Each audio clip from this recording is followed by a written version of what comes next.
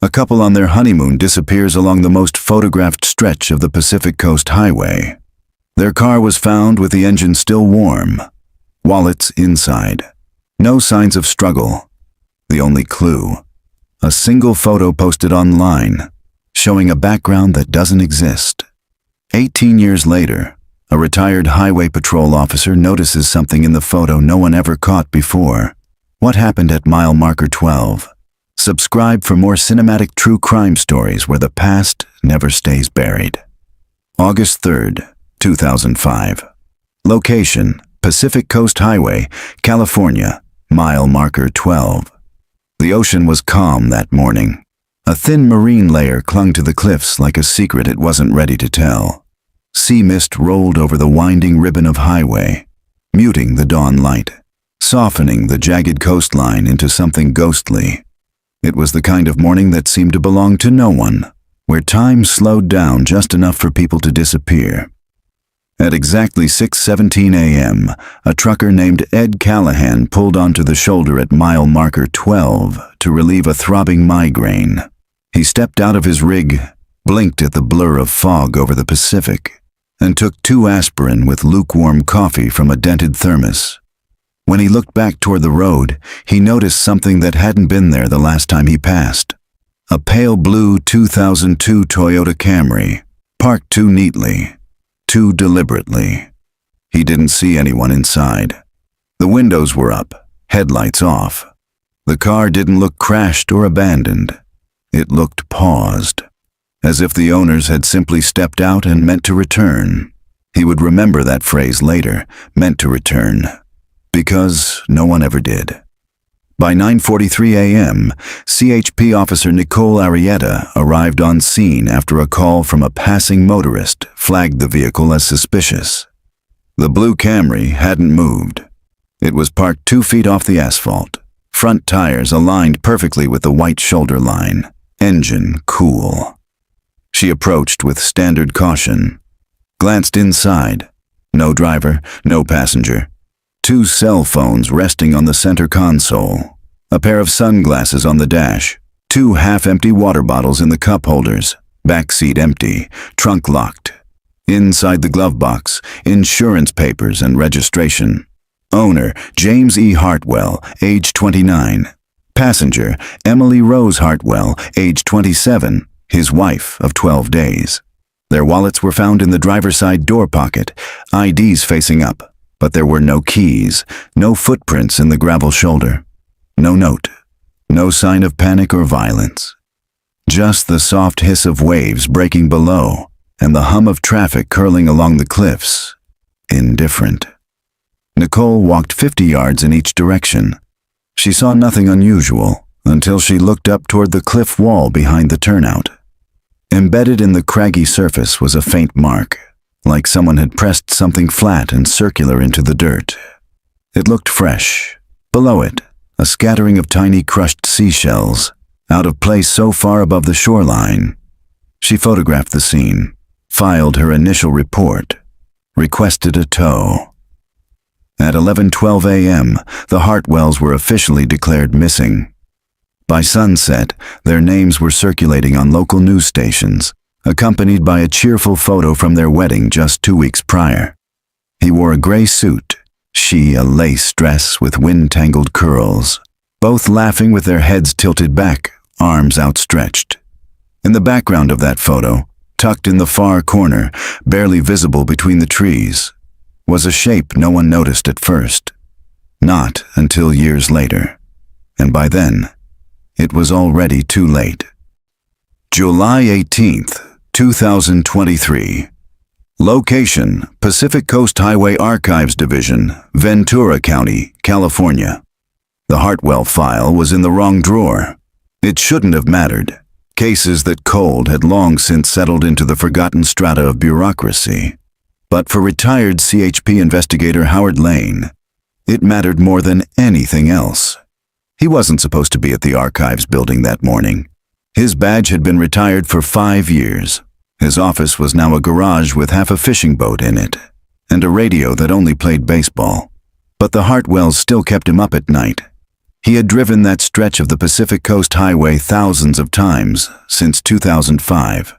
Knew every blind curve and landslide scar by memory. But mile marker 12, that turnout, that Camry, that perfect bloodless crime scene, had never left him. In all his years with the Highway Patrol, Lane had dealt with more than his share of tragedy. Jumper calls from Bixby Bridge, cars blown into the sea, even a body found zip-tied in a culvert pipe. But James and Emily Hartwell didn't make sense, and in law enforcement, that kind of silence gets under your skin. Lane stood now in front of the industrial metal drawer labeled 2005 Incident Reports, Coastal Sector, and tugged it open with both hands. Dust bloomed into the air, acrid and familiar. He flipped past folders, wrecks, suicides, citations, minor thefts. No Hartwell file. He swore quietly, leaned down, and opened the drawer below. Nothing. Then one more down. There, wedged sideways behind an overstuffed file labeled Wildlife Hazards, Gaviota Pass. He found it. A weathered Redwell folder with the tag Hartwell, James and Emily, PCHMM 12. Missing persons, unresolved. He pulled it out slowly, almost reverently. The folder was heavy with photographs, intake reports, search grids, and dozens of clippings.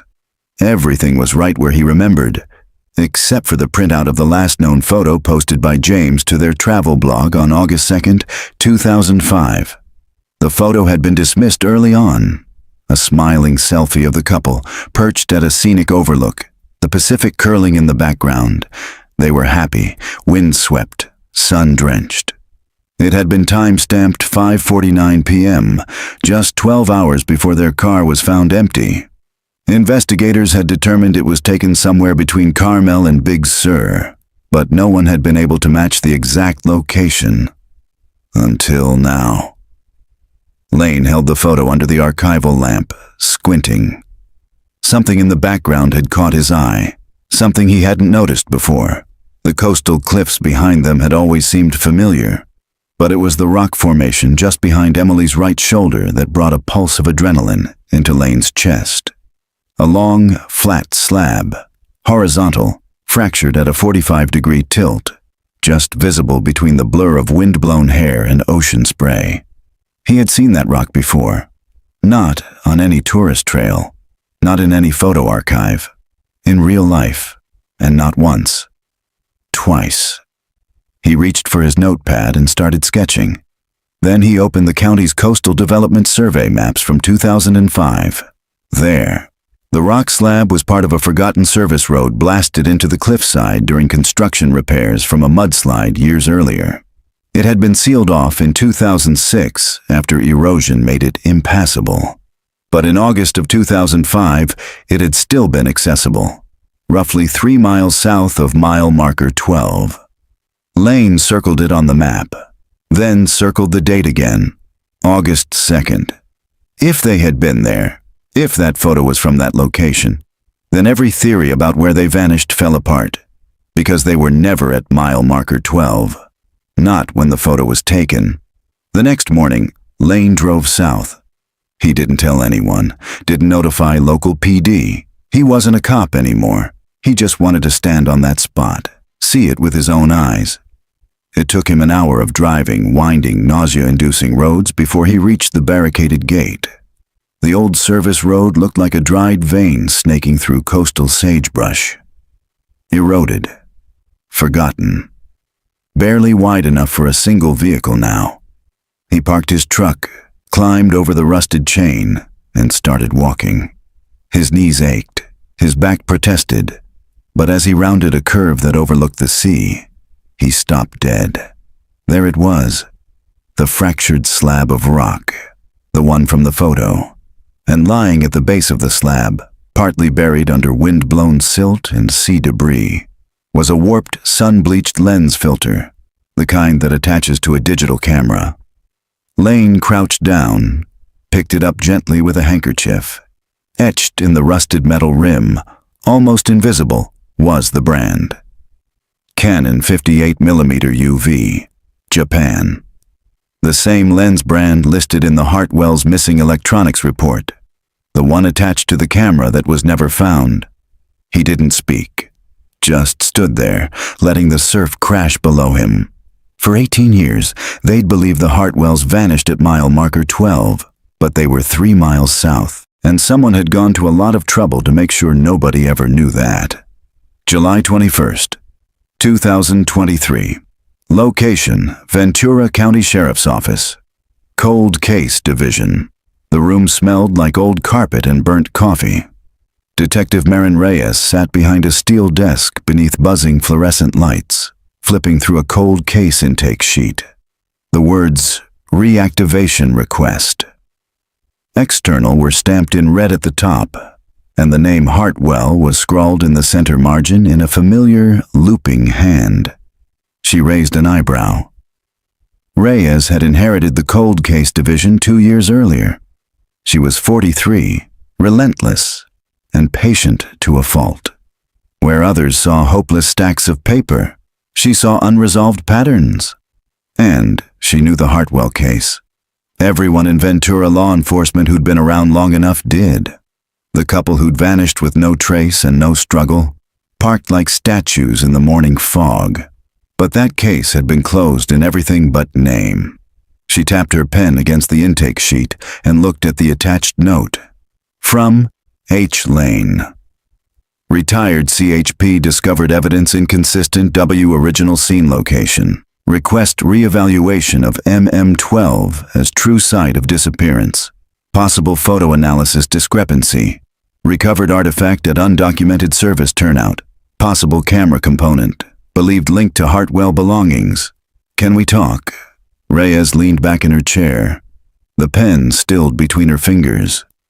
She remembered Lane vaguely, one of the old ghosts, retired officers who never fully left the job behind. The ones who kept poking around cases that no longer made headlines, usually harmless, sometimes obsessive. But this wasn't nothing. She picked up the evidence bag attached to the file. Inside was the lens filter Lane had mailed in. A faded Canon 58mm UV, partially rusted. She slipped on gloves, opened the seal, and carefully tilted it under the desk lamp. There was sand lodged in the threads, a hairline fracture in the glass, and on the outer rim, something else. Barely visible. E. Hartwell, April 5th. Scratched in by hand. Personal. A label of ownership. Reyes sat up straighter. The Hartwells had vanished on August 2nd, 2005. The camera had been logged as one of the missing items. This filter had been signed and dated 4 months before they disappeared. That wasn't something you planted. That was something that got lost. Or buried. She picked up the phone and dialed a number from memory. Lane. A voice answered after 2 rings. "It's Reyes," she said. "I got your envelope." A pause. "I figured you might. Where did you find this?" "That old turnout they shut after the landslide in '06, just south of marker 12. The one that never made it on the Caltrans maps." "You're sure it's the place in the photo?" "I stood there myself. Rock angle, background elevation, everything matches. And that filter? It was lying right under the slab. Just barely visible." Reyes exhaled slowly, staring at the image again. "If you're right," she said, "then the car wasn't left where the incident happened." "Nope," Lane said. "Somebody moved it." By noon, Reyes was driving the stretch of PCH between Big Sur and Cambria, retracing the Hartwells' last known movements. She stopped briefly at mile marker 12, a quiet coastal pullout that felt more like a lookout for fog than anything sinister. The shoulder had long since been repaved, and tourists now took selfies here without knowing they were standing where a ghost story began. Then she continued south, past a chain-link gate half swallowed by salt brush, and pulled over. A rusty Caltrans sign hung crookedly. Road closed. Unstable grade. No entry. Reyes slipped through the gap. The old service road still clung stubbornly to the cliff, chunks of gravel and seaweed crunching under her boots. The wind howled like something wounded. She walked a quarter mile, then stopped when she saw the fractured rock slab. Just like the photo. She turned in a slow circle, matching landmarks. The shape of the coastline, the position of the horizon, the rock, the angle of the couple's selfie, the sea behind them. It all fit. This was where the last photo was taken. She crouched where Lane had found the filter, brushing back loose sediment. Nothing else immediately caught her eye, but that didn't matter. The damage was already done. If the Hartwells had been here at sunset on August 2nd, and their car was found parked miles away the next morning, then someone had moved the vehicle, which meant someone else had been with them that night, and they'd let the world believe it was just a disappearance. Back at the office, Reyes reopened the original missing persons file.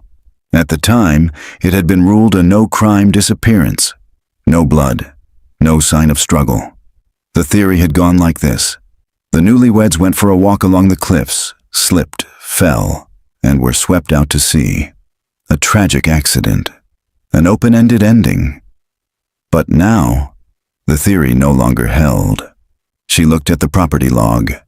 The camera had never been found. Neither had James's digital planner, nor Emily's silver necklace with the engraved E+J charm. But both cell phones had been left behind in the car. Someone had made sure the scene looked like an accident.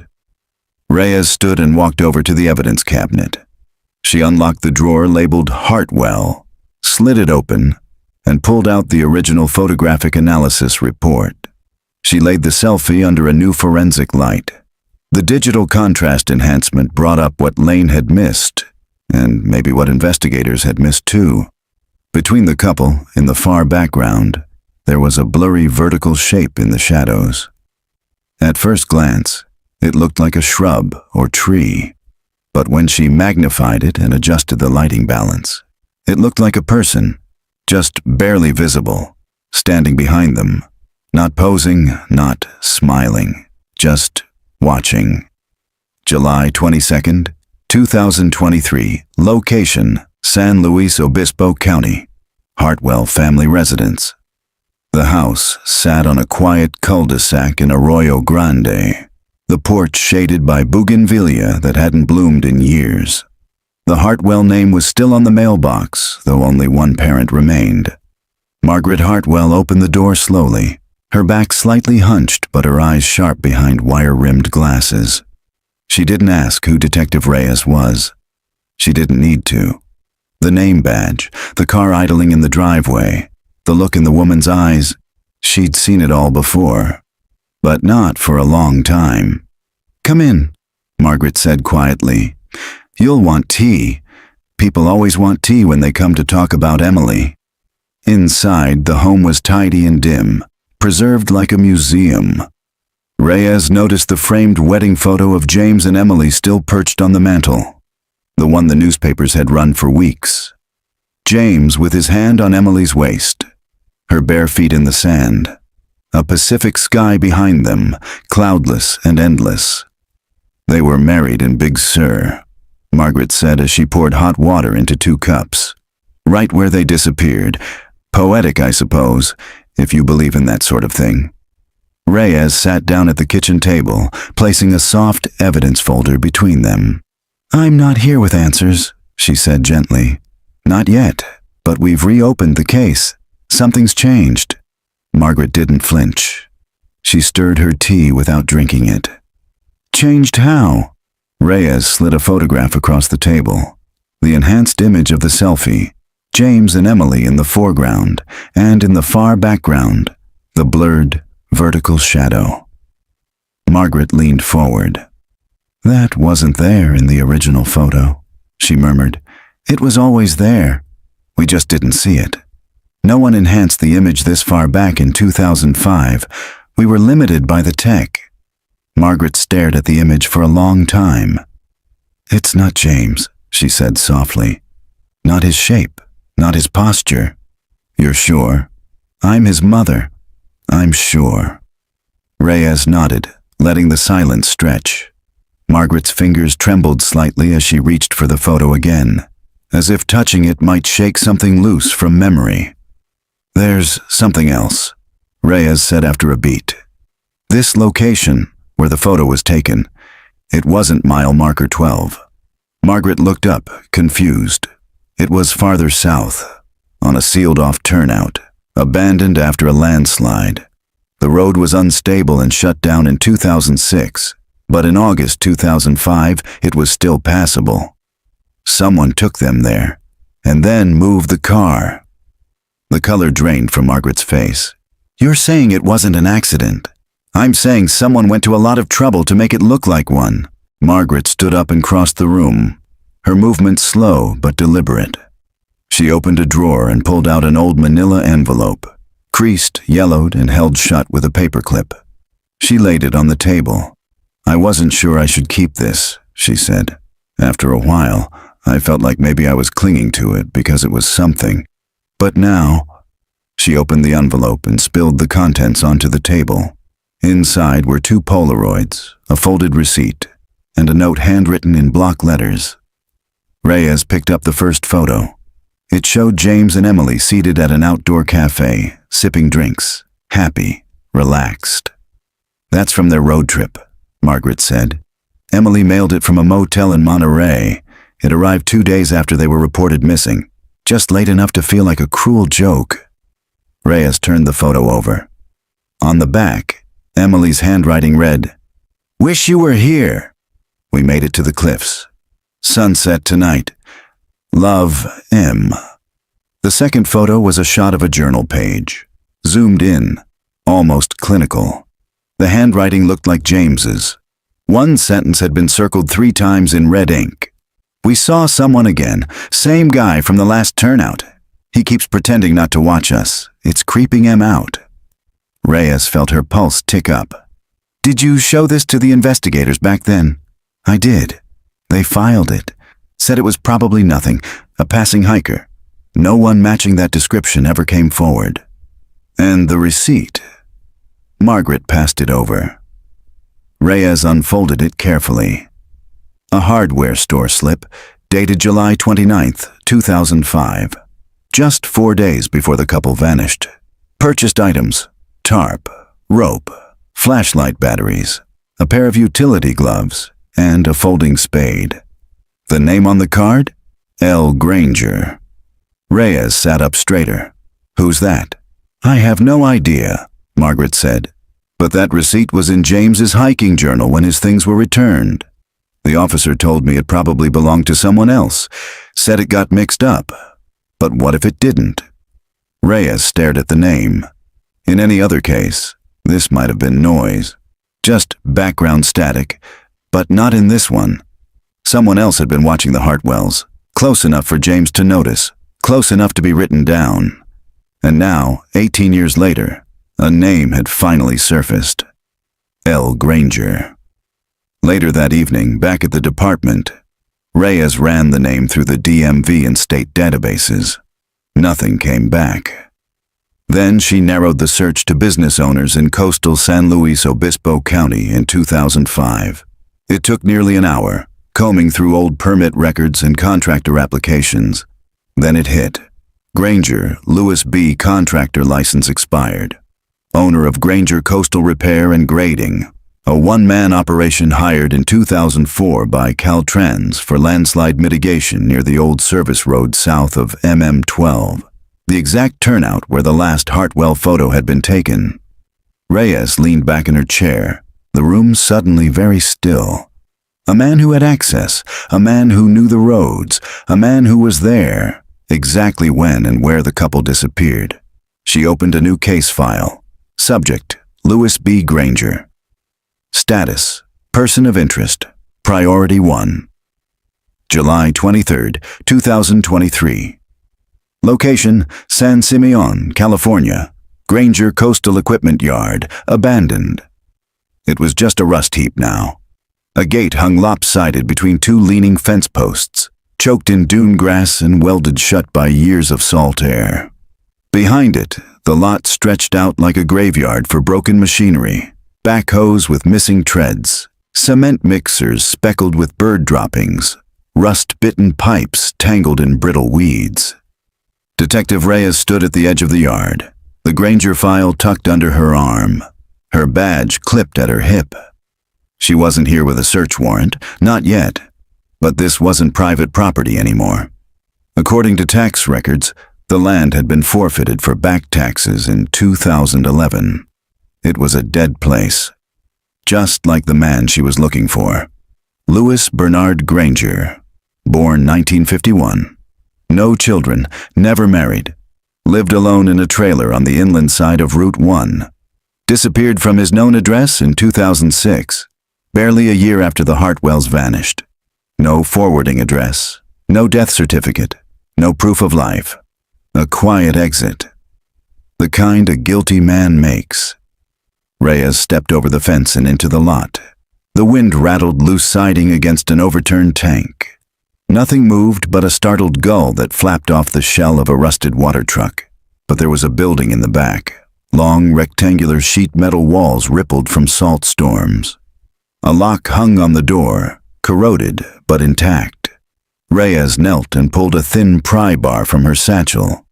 2 minutes later, the lock snapped. The metal door creaked open into the stale air of a storage office, untouched for nearly 2 decades. She stepped inside. The dust hit first. Thick, fungal, like paper rot and sea mold. But the light from her flashlight cut through it cleanly, illuminating a desk buried under blueprints, contractor logs, and half-collapsed cardboard boxes. Everything was water-damaged, some of it illegible. But it was here. This was Granger's base, the last place he worked before falling off the map. Reyes scanned the shelves, stacks of cassette tapes, worn equipment logs. A Caltrans vest hung like an afterthought on a bent nail in the wall. Then something caught her eye, tucked in a wire rack near the window. A weathered project binder with a yellowed label peeling at the corner. Job number 7405, slope stabilization, coastal sector MM11 to 13. She opened it. Inside were site photos, taken between May and July 2005, documenting landslide cleanup, culvert repair, and graded road shoulders. One of the photos showed the same fractured rock slab from the Hartwells' final selfie. The margins were filled with hand-scribbled notes, dates, supplies, personnel names. Most were standard. Until one entry, dated August 3, 2005, caught her breath. Check turnout after rain. Tire ruts still visible. No work scheduled. Fresh boot prints beyond road line. Didn't report. Didn't report. Why? Reyes scanned the rest of the page. Nothing else written that week.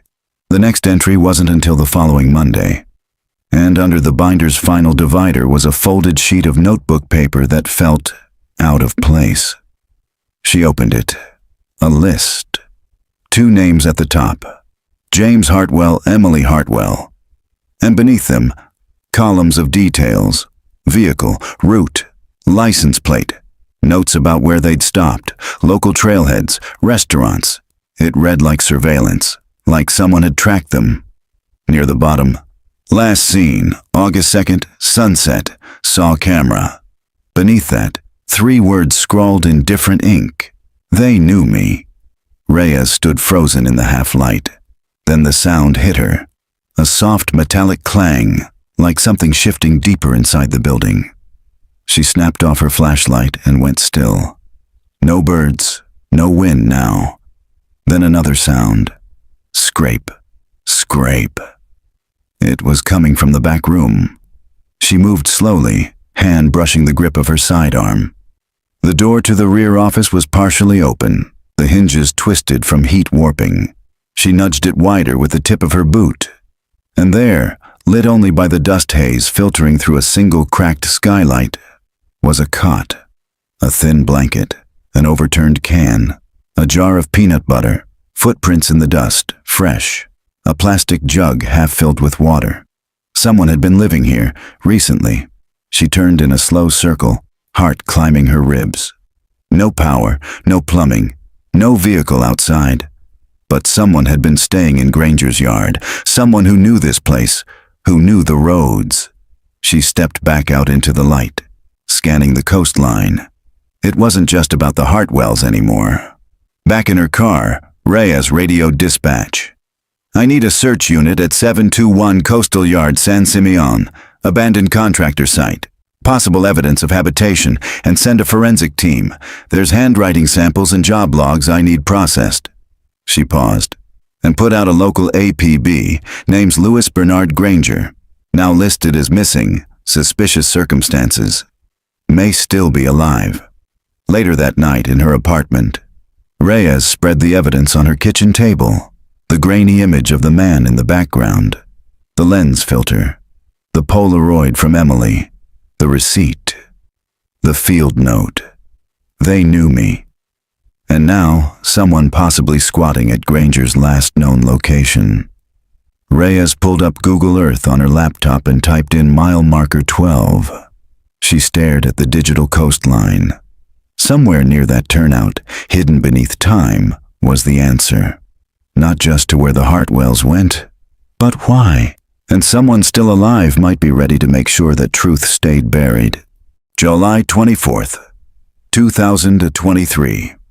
Location, Pacific Coast Highway. Near mile marker 11.8. The morning marine layer still hadn't lifted. A curtain of wet fog draped the cliffs, the waves below muffled like a held breath. Detective Reyes parked her cruiser near the crumbling shoulder, just under a faded Caltrans sign reading, "No access, unstable grade." This was it, the hidden turnout. The one Granger had visited on August 3rd, 2005. The one the Hartwells had photographed the night before they vanished. The old path was half consumed by wild mustard and waist-high coastal sage, but the fractured rock slab was unmistakable, just like in the photo. She stepped out, boots crunching gravel, and began to trace a slow arc along the edge of the cliff. Her eyes were sharp, trained not on the obvious, but the subtle, the breaks in nature's rhythm, the signs that someone had been here before her. Then she saw it, a sunken depression in the ground, 3 paces off the main turnout, oval-shaped, overgrown, but too symmetrical to be natural. Reyes knelt and brushed away the topsoil. Within seconds, her fingers struck wood. She froze, glanced around. Nothing but the fog and the sea. She kept clearing, slow, careful strokes, until she revealed the rough grain of an old hatch, marine plywood, weathered, warped, nailed down with square-cut rusted nails that didn't match modern construction. She stepped back and radioed it in. An hour later, the forensic team arrived. They cordoned off the area and brought in the mobile scanner. Ground-penetrating radar lit up the screen with a ghostly silhouette beneath the soil. A chamber, roughly 8 by 10 feet, buried 6 feet deep. No ventilation, no light, no way out from the inside. By 3:40 p.m., they had uncovered the full hatch. The wood groaned as they pried it open. The smell hit first. Old rot, mildew, something coppery beneath.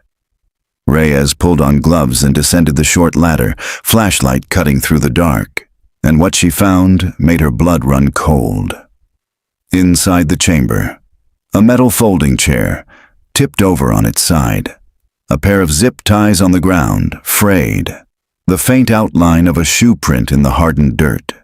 And pinned to the wall with a rusted nail, a single torn Polaroid. It was a close-up, blurred, off-angle, but Reyes could make out 2 things. A woman's mouth, gagged, and next to her, a man's hand with a wedding ring. Later, back above ground, Reyes stepped aside as the evidence team cataloged the scene. She stared at the Polaroid, bagged and tagged. Emily and James Hartwell had been here, and they hadn't been alone. Back at the department that evening, Reyes dug deeper into Louis Granger's history. She found something odd. Between 1997 and 2002, Granger had filed multiple permits for hillside drainage repairs and private road grading, always within a 3-mile stretch of the PCH. Some had been completed, Others never inspected. Many had faded from public record. She requested access to the archived blueprints. Within 30 minutes, a pattern emerged. He wasn't just fixing roads, he was building offshoots, narrow, unmarked paths carved into blind switchbacks and cliffside crevices. One of those paths led straight to the hidden chamber. 10:12 p.m. Reyes stared at a wall in her apartment now covered in case photos, maps, and red yarn connections. One photo haunted her. The last picture from James Hartwell's blog. The smiling couple. The Pacific. The slab of rock. And that blurred figure in the background. A man watching from the edge of the cliff. Not waving, not posing. Just standing there. Still as death. And if Lewis Granger hadn't been the one living in the equipment yard recently, then who was? July 25th, 2023. Location: San Luis Obispo County Records Department. Archive level. By mid-morning, Reyes had returned to the Records Department's lower archives, where the air never changed and the fluorescent lights buzzed like insects. She pulled a rolling ladder beside the wall labeled 2000 to 2006 Private Contractors and climbed halfway up to the third drawer. The cabinet groaned open, revealing dozens of aging files thick with carbon paper, handwritten invoices, and grease-stained permit copies. She wasn't after permits this time. She was looking for people. Specifically, the ones who helped Lewis Granger do what he did. People who wouldn't show up in official reports because they never left enough of a trace. It took nearly an hour to cross-reference the contractor logs with unregistered labor records. That's when she found it. A yellowed, nearly illegible ledger entry under the 2004 slope project. Job number 7405. The same site that spanned mile markers 11 through 13. Helper, B. Morrow, cash day labor, referred by L. Granger. The handwriting was messy, but the name leapt off the page like a flare. Brendan Morrow. Never once mentioned in the 2005 investigation. Never interviewed. She pulled out her laptop and ran a background check. At first, nothing. No taxes, no criminal record, no social media presence.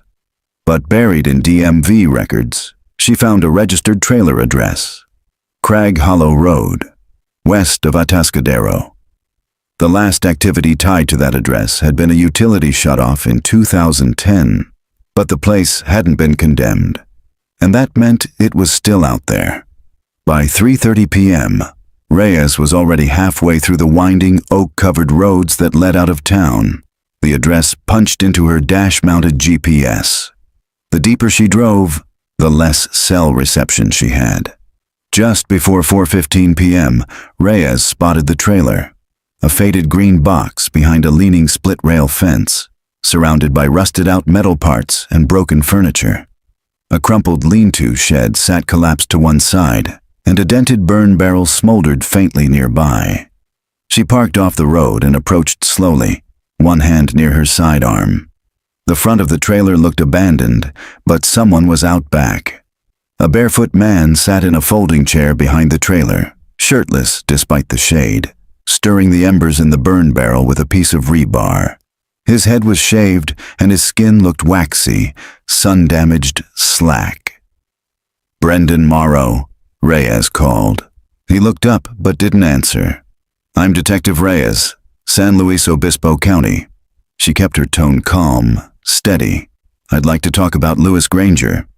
Morrow stared at her for a long moment, then said flatly, "Lewis is dead." Her heart rate ticked upward. "How do you know that?" "He told me." She moved closer, keeping her boots in the dirt. "When did you last see him?" He stirred the ashes again. "After the girl screamed." Reyes went still. "What girl?" Morrow blinked slowly, as if shaking loose from a trance. "I didn't know her name. He didn't tell me names, just tasks." "What kind of tasks?" "Digging, moving rock, building a trap door. I wasn't supposed to ask questions." He kept poking the fire, eyes half-lidded. "He said the girl screamed the whole first night. That's why he moved them." He didn't want anyone hearing it. Reyes stepped carefully around the barrel. You helped him build the chamber under mile marker 12. We built more than one, he said softly. He called them rooms for the gone. Sunlight had begun to tilt golden across the tops of the trees by the time Reyes had Brendan Morrow seated on the porch of his trailer, hands resting on his knees. He seemed calmer now. Not cooperative exactly, but detached. She pressed further. How many rooms? He shrugged. 3, maybe 4. And where are they? His head tilted toward the hills. One's out past the well line, another beneath the old goat barn. But he moved some, sealed others. Reyes leaned forward slightly. Did he ever bring anyone else out here? Morrow didn't answer. Instead, he looked toward the tree line and said quietly, he liked the echo. Said if you whisper in the dark long enough, the ground listens. Reyes backed away and keyed her radio. I need a team at 981 Crag Hollow Road. Possible suspect tied to multiple unlawful burial sites. Bring ground sonar and cadaver dogs. And back up. By dusk, the mobile unit had arrived, and the dogs were sweeping the back lot. Just after 8 p.m., one of the handlers whistled for Reyes. Dog Team Axel had stopped near a rusted water tank buried in brush. The sonar confirmed it. There was a cavity below. They started to dig. Within the hour, a second hidden chamber was uncovered. This one deeper than the first, with a warped plywood hatch reinforced with wire mesh. The interior was narrow, tunneled into the earth, barely tall enough to stand. Inside, Reyes found a single wooden chair, splintered and damp. A broken music box crushed beneath its legs and carved into one of the wall supports over and over. Emily. She stared at it for a long time. Someone had survived down here. For at least a while. Later that night, Brendan Morrow sat silently in the back of the cruiser, hands cuffed but loose in his lap. He hadn't resisted. Hadn't spoken since the dig. As Reyes closed the door, he whispered just one more word through the cracked window. Blue House. She turned. What does that mean? He didn't answer. Just stared into the trees. Reyes stood still as the cruiser drove away. The chamber beneath mile marker 12 had been one secret, but now it was clear. There were more, and someone had named them. Rooms for the Gone. July 26th, 2023. Location: San Luis Obispo Sheriff's Department, Cold Case Unit. By sunrise, Reyes had already brewed her second cup of coffee and pinned a new word above the crime board: Blue House. She stood facing it, surrounded by photos of the Hartwells, the Polaroid from the underground chamber, Granger's permit maps, and a grainy still of Brendan Morrow sitting by his fire pit. What was the Blue House? Was it a place? A nickname? A memory twisted by time? She scoured through every recorded structure in San Luis Obispo County that had ever been painted blue. Homes, churches, camp buildings, oceanfront rentals. Most were irrelevant. Some were torn down years ago, but one stood out. A vacation property on the coast, pale blue clapboard siding, faded white shutters, about 20 minutes south of mile marker 12. It hadn't been rented out since 2006. The owner was listed as a Shell LLC, one that used to be tied to a company Granger subcontracted through for road maintenance. Reyes didn't wait for a team. She grabbed her camera, her badge, and drove straight to the coast. By 8:40 a.m., she was standing in front of the house. It didn't look like much. Peeling paint, a warped porch, dead grass curled along the foundation. No tire tracks, no signs of activity in years. But it was the color that chilled her.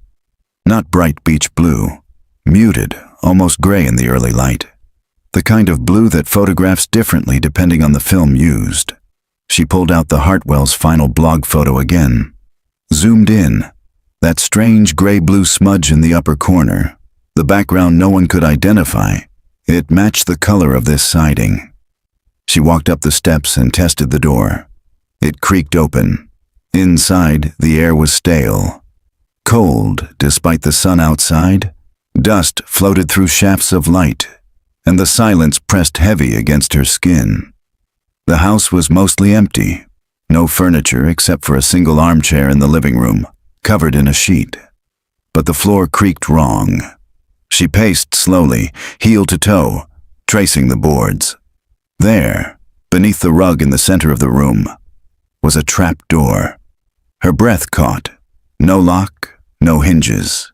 Just a recessed lip and 2 finger holes. She knelt, lifted carefully, and peered down into black. The flashlight revealed wooden steps, coated in dust, and something glittering on the dirt floor below. She descended. The room was round, not square like the last chamber, and wider than expected, almost 10 feet across. Carved into the packed earth were initials, dozens of them, some scratched wildly, some carefully etched. At the far end, pinned to a makeshift bulletin board, was a map, a hand-drawn grid of the PCH coastline, with red X's marked at 3 specific points: mile marker 12, Granger's equipment yard, and this house. Tucked into the corner of the board was a plastic sleeve containing a roll of 35mm negatives. Reyes slid it into her evidence bag. Back in the daylight, she radioed in the Discovery and requested a forensic sweep team. Then she circled around to the back of the property. Behind a collapsed fence, she found a pile of scorched photo paper, burned film, some images still faintly visible. Faces. Sky. A woman's hand. She knelt and flipped one.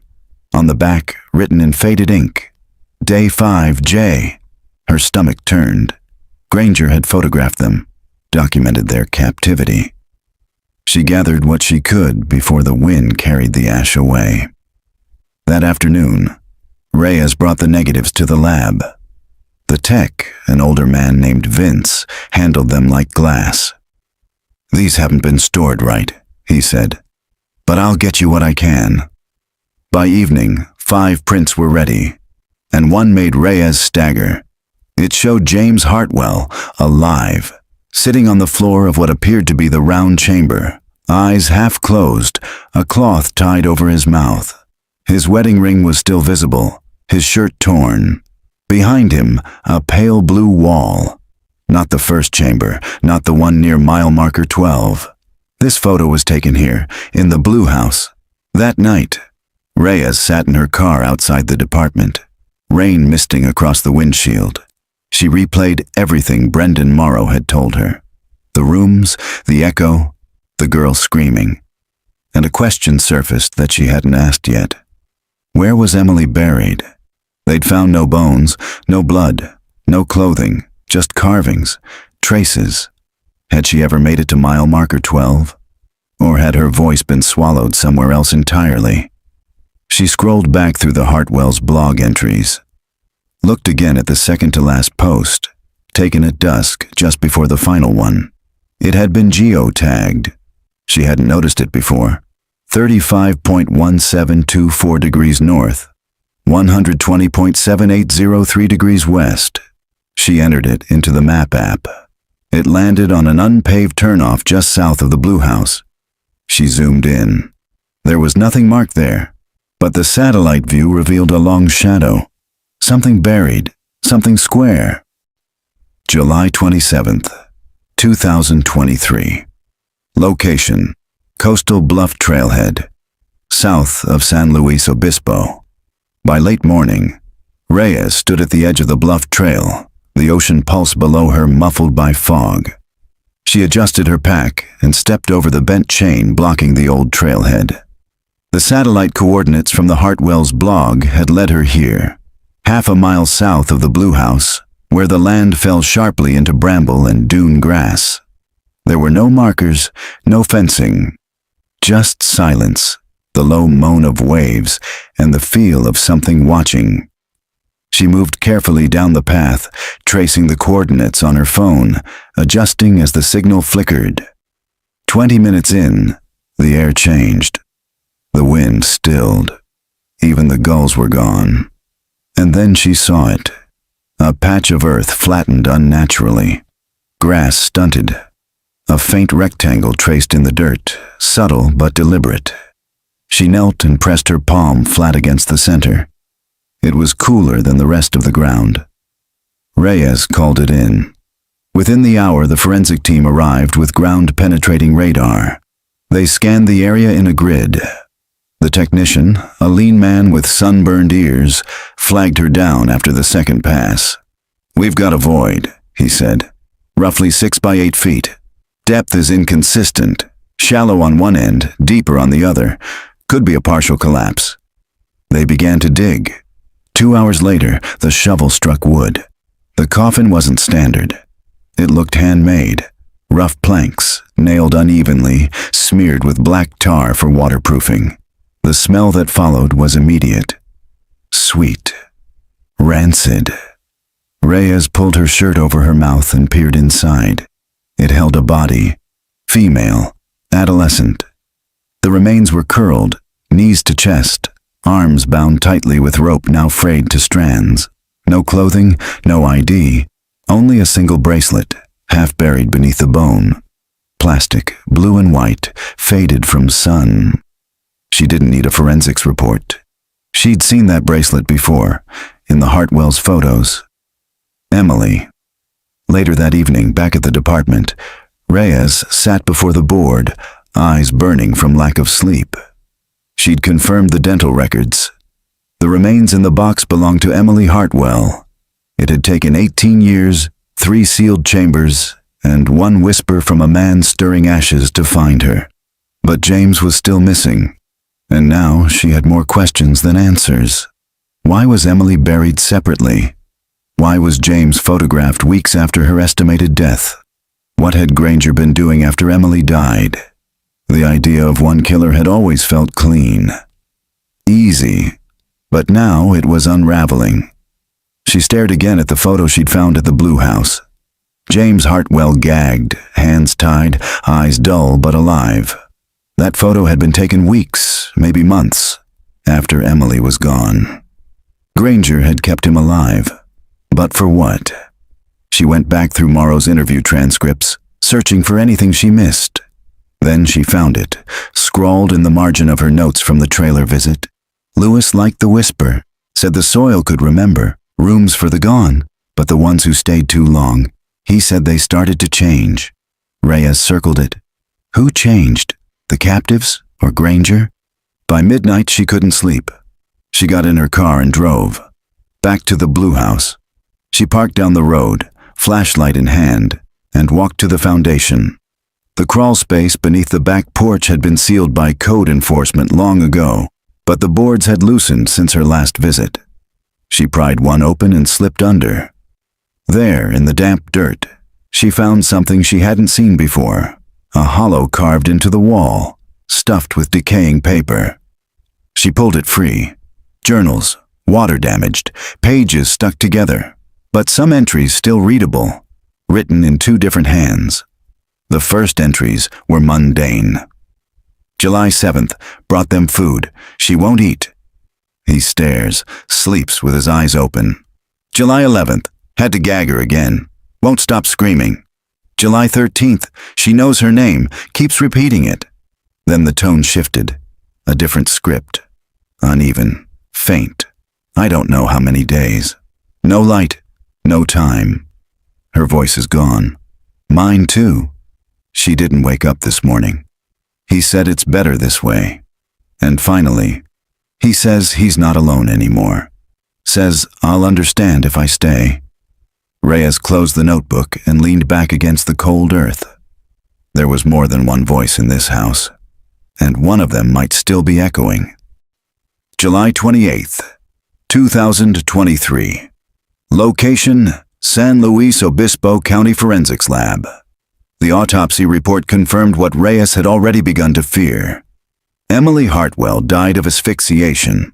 There were no defensive wounds, no signs of a violent struggle, no blunt force trauma, just evidence of prolonged restraint, wrist ligature marks, bruising on the upper arms, and positional asphyxia likely caused by being bound and placed face down.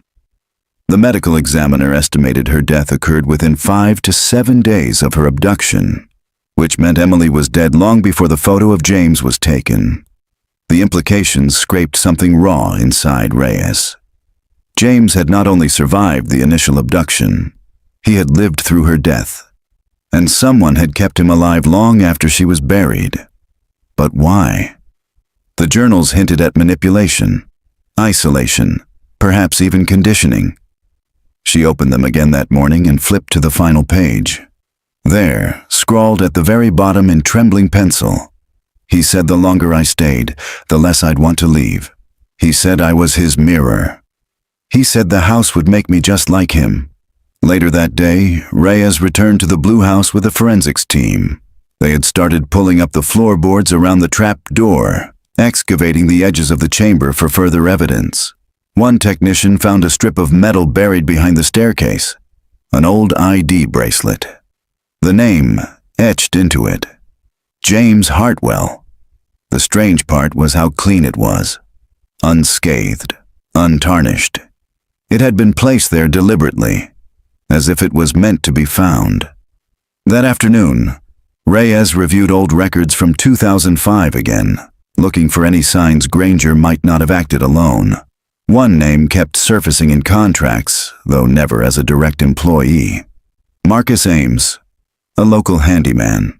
No arrest record, no fingerprints in the system, but his name appeared beside Granger's in handwritten logs. Ames had never been interviewed. She dug deeper. Ames owned a property just northeast of Paso Robles, an old ranch tucked against the hillside, inaccessible by paved road. It had gone up for tax lien sale in 2009 but never sold. It had sat empty since.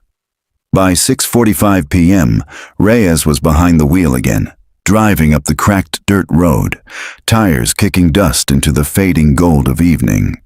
The Ames property emerged at the top of a shallow ridge, a crumbling barn, a rusted-out pickup, and a 2-story farmhouse.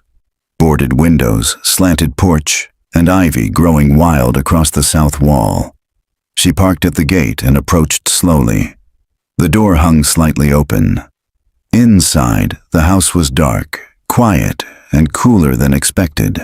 Smelled of mildew and something faintly sweet, like rotted peaches.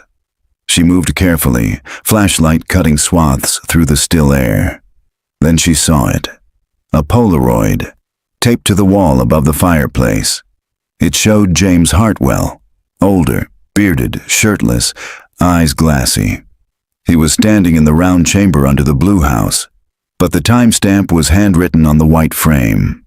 April 2006. Nearly 9 months after the Hartwells vanished.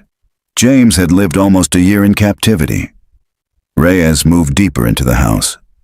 Upstairs, a room had been converted into what looked like a surveillance post, decades old.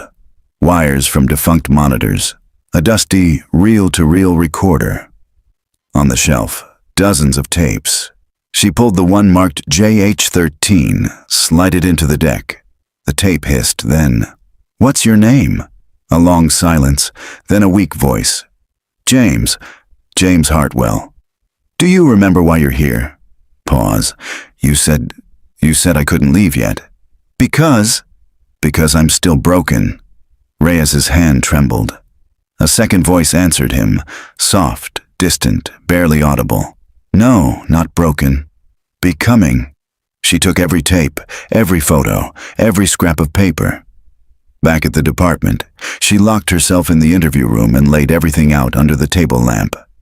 James hadn't just been held. He'd been conditioned, coerced, broken down and rebuilt under the control of someone far more calculated than Granger. The tapes continued. Weeks of them. James speaking in monotone, repeating phrases, echoing his captor's language. Then, on the final tape, he says I'm ready now, says I can see him clearly. He says I'm not the guest anymore. I'm the host. Reyes closed her eyes and let the weight of it settle. If James had survived that long, if he'd become what they'd made him, was he still out there? And worse, was he still playing the game? There were no remains, no conclusive proof of death, no body, just whispers. And one final phrase, scratched in the margin of the last tape box. Mile marker 12 is where I ended. But the new place is where I began. July 29th, 2023.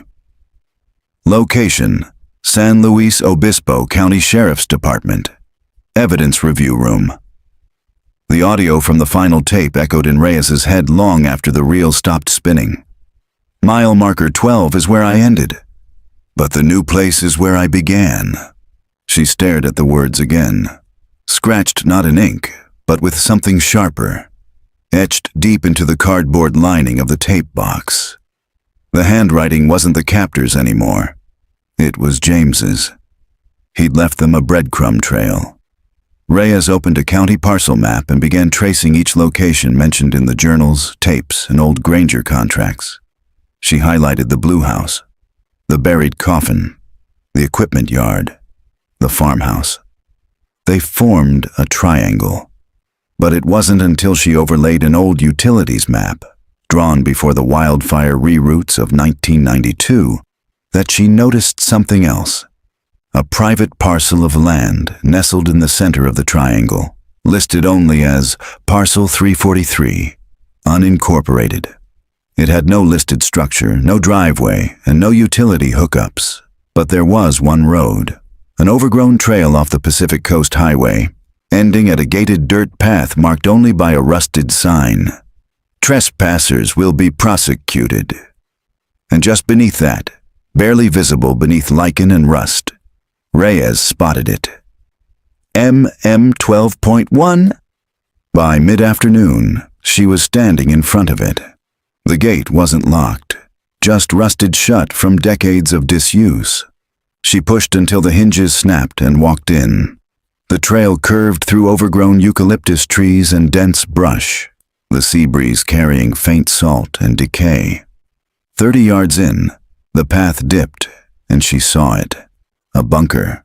Concrete, sloped roof, no windows, almost invisible from above. The kind of place built to disappear.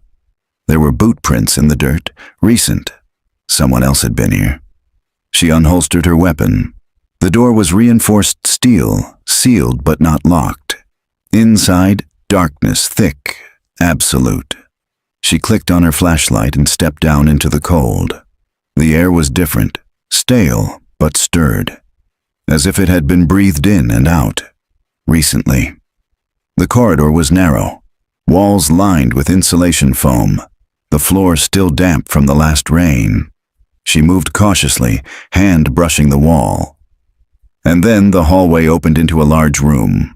Concrete walls, 2 mattresses on the floor, a folding table covered in journals, tape decks, and Polaroids. Dozens of them, all of James, in various stages, shaven, bearded, clean, filthy. Standing, sitting, smiling.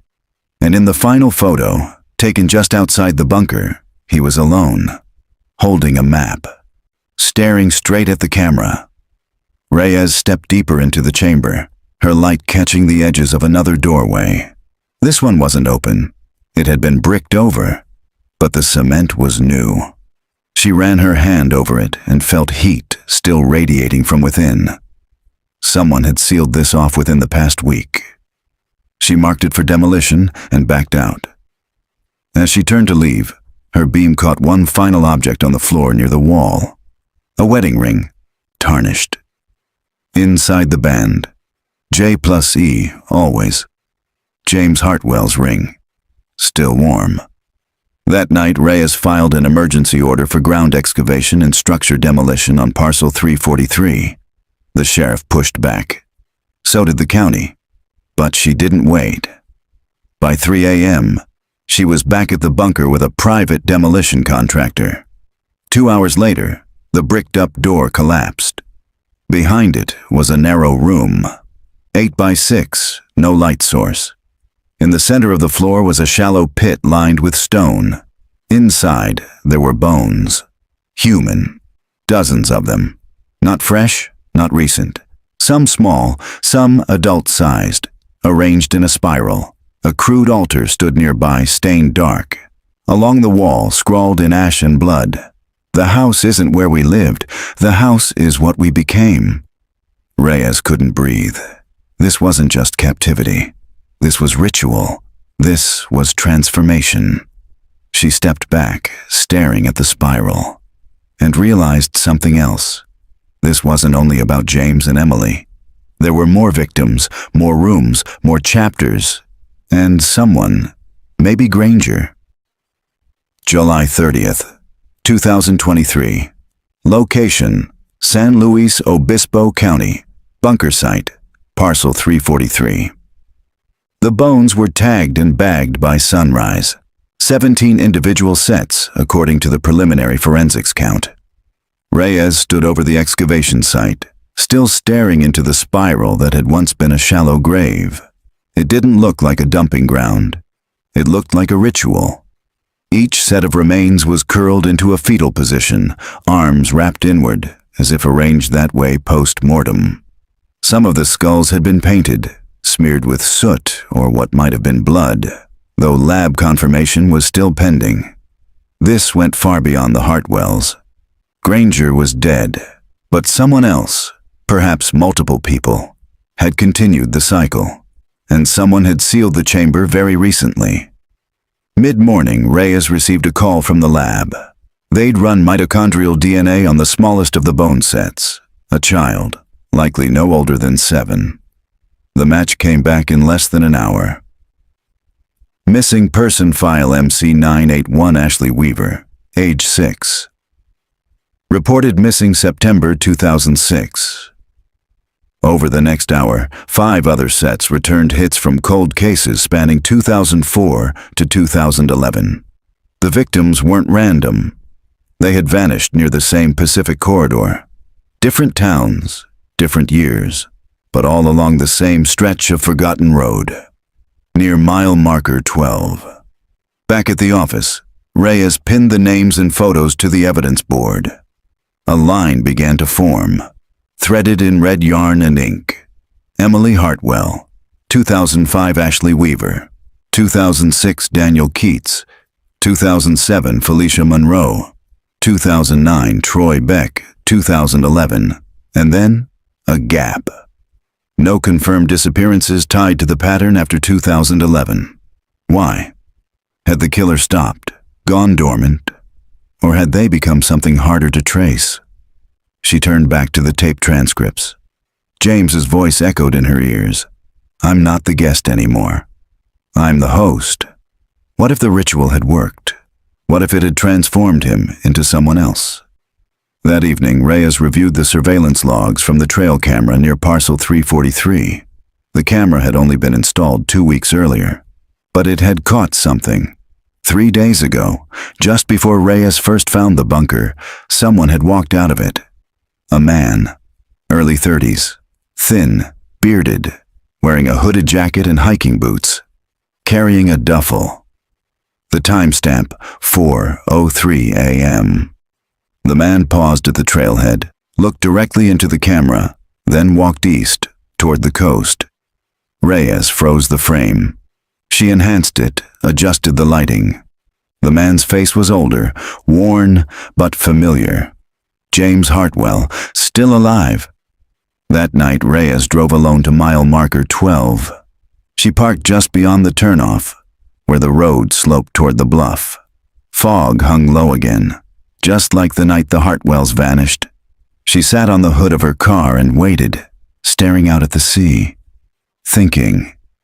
James hadn't died in the chamber. He hadn't escaped and vanished. He'd become the chamber, or what it meant. Not just the victim, not even the survivor. Something else. She thought of his voice on the tape. He said the longer I stayed, the less I'd want to leave. Maybe James hadn't left. Maybe he'd changed. Into what? She didn't know yet. But if he was out there, he was moving again. And he wasn't done. By midnight, Reyes returned to her office. On her desk was a package. No return address. Inside, a flash drive. Labeled, Final Tape. She plugged it into her laptop, hands trembling. The screen went black for a long moment. Then, a static shot of a room. Stone walls, low ceiling, candlelight flickering. James Hartwell stood in the center, arms by his sides. Still, quiet. He looked directly into the camera and spoke. "This is the last room, but not for me. I built it for you." The camera zoomed slightly, not mechanically. Someone was filming. James continued. "You followed long enough. You deserve to see what's underneath. The house was only ever a door." He smiled. "And you're already inside." Reyes's monitor went black. She sat in the dark, every light in the station suddenly flickering. Her phone buzzed once. Unknown number, no message. Just an image. A photo of Reyes, standing outside the Blue House, taken from behind. July 31st, 2023. Location, Reyes's apartment, Morro Bay, California. She barely slept. The photo haunted her, the angle, the timing, the implication. Someone had been watching her, standing no more than 15 feet away, and she hadn't sensed a thing. By morning, Reyes had forwarded the image to forensics, but the metadata had been wiped.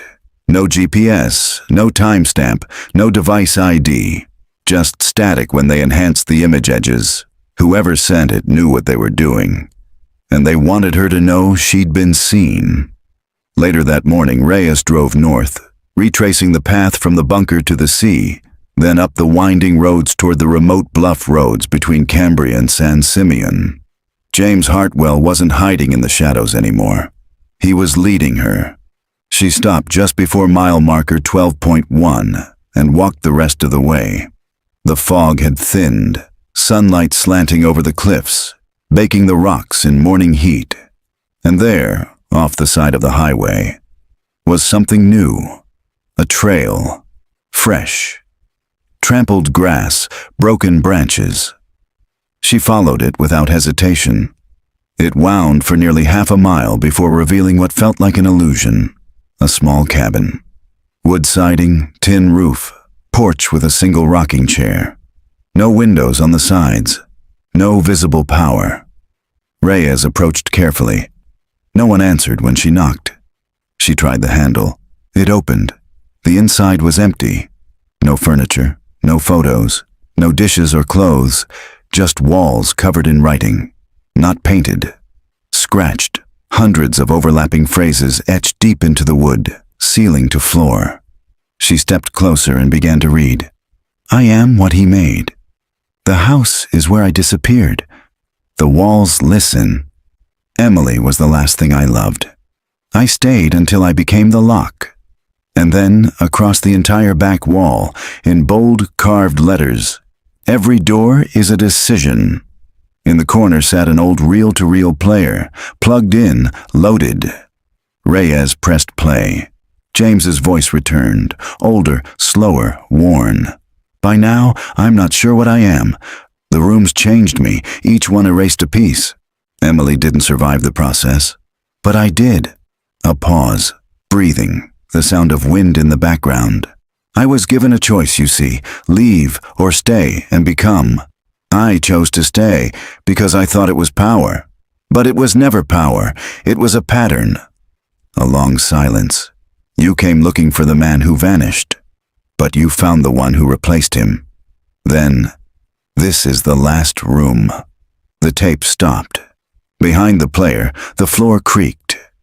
Reyes knelt and ran her hand across the boards. There, a seam. She pulled until a section of floor lifted, revealing a hidden compartment. Inside, a box, black lacquered wood. Metal clasp. She opened it. Inside were photos. Dozens, victims, trophies, captures, Emily, Ashley, others, so many others. And at the very bottom, one final Polaroid. A photo of Reyes, taken at a gas station, yesterday. On the back, scrawled in pencil, "One more room. If you want the truth, open it." Underneath the photo was a small key, stamped stamped into its base. MM13. That evening, Reyes stood at the edge of the Pacific, beyond where the last paved roads ended. There was no official mile marker 13. The road split before then, but old surveyor records from the 1970s marked a coastal maintenance shed labeled M13, a structure long since abandoned after the cliffs eroded. Reyes hiked the last stretch alone, flashlight in one hand, the key in her pocket. She found the shed by moonlight, barely standing, covered in ivy, leaning into the sea breeze like it was ready to fall. She pushed the door open. Inside, stairs led down, stone, damp, reeking of salt and rot. She descended, each step echoing louder than the last.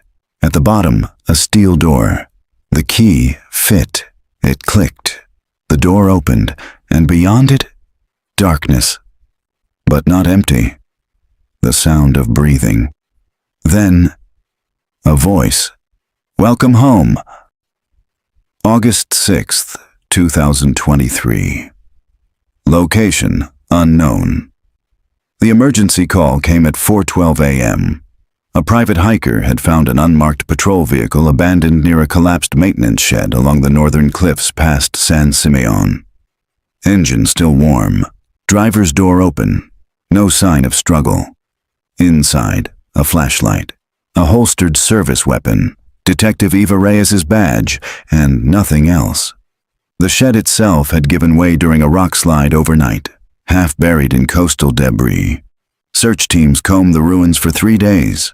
K9 units, drones, thermal scans, no body, no footprints, no trace. Reyes had vanished, just like the others. 1 week later, an envelope arrived at the San Luis Obispo Sheriff's Department. No return address. Inside, a single Polaroid, taken in dim light. It showed a concrete room, stone walls, low ceiling, candlelit shadows curling against the walls. In the center sat a chair, and in that chair, Reyes, alive, eyes open, staring directly into the lens, expression unreadable. Behind her on the wall, faintly visible. This time, she stayed. 6 months later.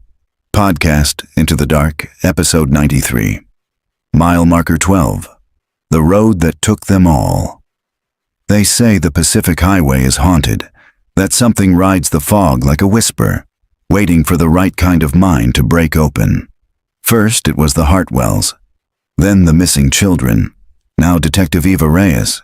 And no one ever finds a body, just silence, and rooms. Unmarked rest stop. Pacific Coast Highway, 1:17 a.m. A blue sedan pulls over quietly in the fog. A man steps out, middle-aged, clean-shaven, calm. He stands at the edge of the cliff, looking out at the black water, then turns back toward the highway. He's holding a worn photo in his hand. The wind picks up. He smiles, small, knowing, and begins walking down a footpath marked only with a small wooden post. MM 12.1. As the fog swallows him whole, the camera clicks once, unseen. Then again, then silence.